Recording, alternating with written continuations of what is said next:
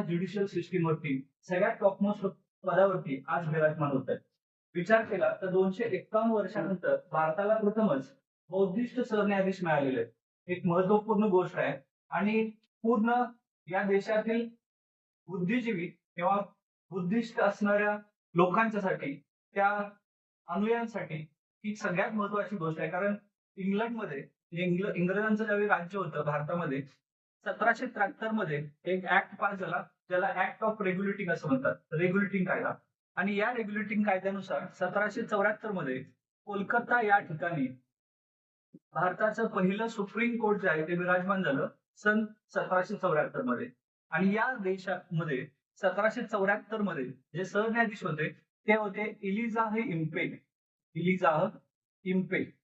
आणि त्या Elijah Impey बसून 1935 भारत सरकारचा कायदा आणि 1937 मध्ये या देशाची फेडरल कोर्टाची व्यवस्था निर्माण झाली.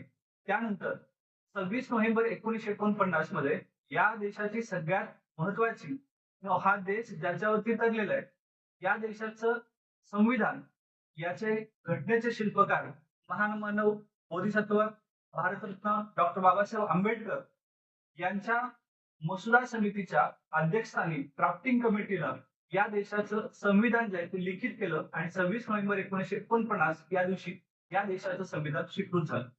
हे संविधान 26 जानेवारी 1950